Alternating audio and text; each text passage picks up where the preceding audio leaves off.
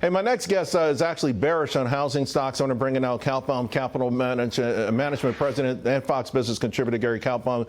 Gary, I know that you're not also necessarily a fan of much government intervention in things like housing. So your overall thoughts on this move? Less than thrilled when government gets involved with anything. But, you know, sometimes industries earn the right for government to get involved. Look, these institutions, I think, went overboard in concentration in certain areas, and it kind of distorts things. The problem with this, though, is you lose demand. If you have these institutions that are going to continue to buy, you lose demand. I have to tell you that inventory in many areas of the country right now is starting to soar. So I think you can give a case both ways. I hate even saying that in hedging. But again, when all's said and done, I'm never thrilled with government. And by the way, government caused all these distortions in housing with our central bank taking interest rates down to 0.5% on the 10-year, which allowed less than 3% mortgages, which had prices skyrocket because nobody wanted to sell. And now Fantasyland is coming down. So it's going to be fluid. Again, overall, I'm never thrilled when government gets their hands in things, but I have no control of what the president tries to do here. To that point, a lot of folks on the street were, starting to really get excited about housing stocks. A part of that is the assumption mortgage rates are coming down. Do you think it's too early? Yeah, they're still in a bear market, simple as that. And the fact of the matter is interest rates, the 10 years come down from 4.8 to a little less than 4.2 over the last 11 months, and it still really hasn't helped. And you pretty much know not to invest in housing stocks when you see them giving away the store, especially these big home builders, where they're giving away, they want you to come in, we'll give you 3% mortgages, we'll give you a free pool, free upgraded countertops, things like that. It just tells you there's a lack of demand out there. So I'd still be careful. I have yet to see really what I call oomph, that's OOOMPH, in the stocks at this moment in time. So I just stayed out. And by the way, this has been going on for many months right now.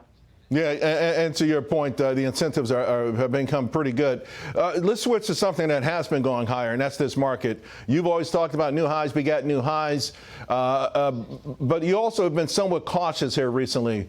How do you play a market like this that you want to be in, but maybe feels like it got just a little bit ahead of itself? Well, there's areas to be cautious with, but I'm a big believer, when a stock breaks out, that's good. When a stock in a sector and the whole sector breaks out, that's even better. And when big indices break out, potentially even better. Of course, breakouts don't have to stick. And I'll just go back to the end of June. The SPY broke out at about 613. That was the last big breakout. And lo and behold, we're sitting near 700. And now looks like it's trying to break out again of about a 3-month trading range. And if it sticks, as simple as this, we're going to go higher. Also, the transports hit new highs. The mid caps are sitting there also. So you have something pretty broad-based. And I'm pretty sure if oil stays stable, and by the way, it's been stable and coming down for the last year, and interest rates stay stable and earnings end up in good stead, I think we're going to be okay going forward. But we're in the most news-driven environment ever because we have the most active Washington, D.C. ever. So we stay on our toes because, as you noticed today, news on housing, there's also some news on defense stocks also that are hitting them. So we'll keep on toes and keep fingers crossed things continue to get better.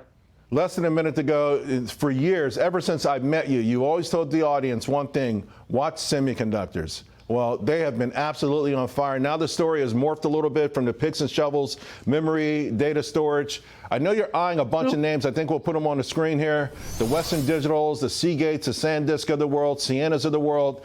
But it's hard to even get a pullback to find an entry point. Yeah, that's the problem. I mean, they ripped over the last few days. For me now, it's only on pullbacks. And the story goes, pricing. Samsung and Hynix out of South Korea came out and said 75% higher. And there's just tremendous leverage with these companies. Start with Micron, that's gone in fuego. SanDisk with a monster move yesterday. The other storage names like Western Digital and Seagate. The only issue, though, and Charles, this is important, price prices have gone vertical for a while. If that ends, you better get the heck out of the way. But so far, so good. But I'm just looking for pullbacks now, because if I buy elevated, I'm darned if I do, darned if I don't. I hear you. Hey, Gary, you've been giving us great guidance for so long. I appreciate you, my man. Talk to you again real soon. Thank you. Happy New Year, Charles. Happy New Year, my friend.